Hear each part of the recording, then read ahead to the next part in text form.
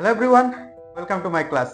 आज हम लोग सीखने वाले हैं कंपेयरिंग क्वांटिटीज का एक इम्पोर्टेंट क्वेश्चन जो एंट्रेंस में ज्यादातर दिया जाता है।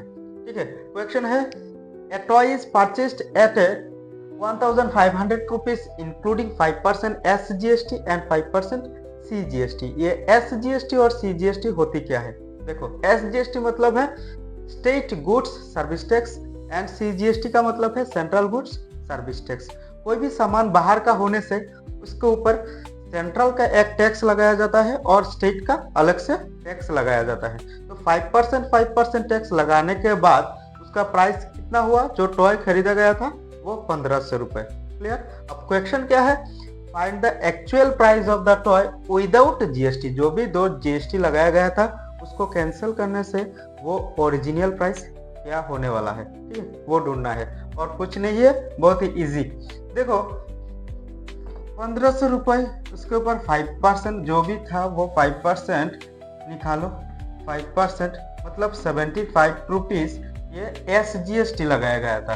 ठीक है, और दूसरा भी सेम ही है 5%। इसका मतलब इसके ऊपर भी सेम सिमिलरली तुम निकाल सकते हो 5%।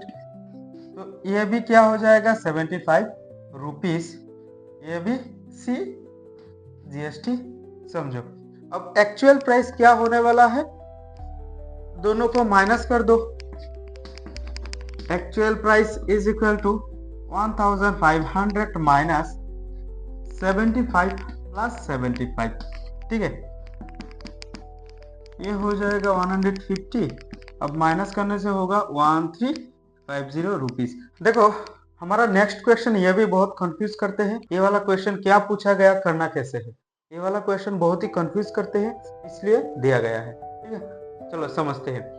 if 11% of a number exceeds 7% of the same by 18, the number is। Question क्या पूछा गया, बार बार पढ़ो।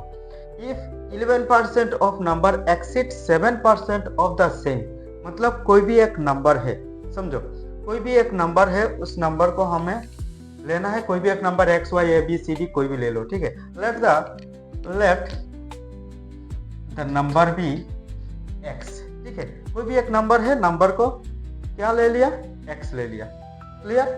अब देखो, let the number be X according to question।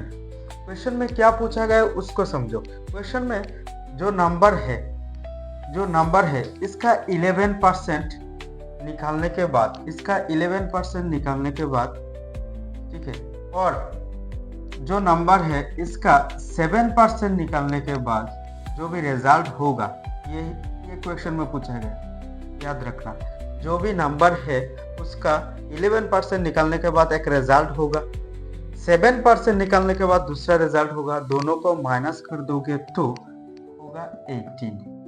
Question समझ में आया? जो भी 11% निकाला गया था और 7% निकालने के बाद इससे ये वाला 18 ज्यादा है। क्वेश्चन समझ में आया? क्लियर है? अब सॉल्व करो। x का वैल्यू जो भी होगा, x का वैल्यू निकालने के बाद जो भी होगा वही नंबर है। हमें नंबर ढूंढना है, नंबर क्या है। क्लियर है ना? अब करो। 11x by 100 minus 7x by 100 is equal to 18। Minus करोगे तो नीचे होगा 100, ऊपर 11 माइनस 7x मतलब क्या है? 4x होगा 18। ठीक है, अब 4x is equal to 18 into 100, बाकी इधर करो।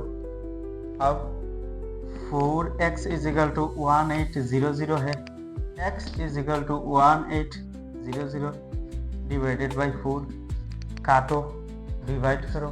इसको डिवाइड करने से 4 4 16 है, 4 5 20 है। इसका मतलब x इज इक्वल टू 450, मतलब जो नंबर चाहिए हमें वो नंबर क्या है?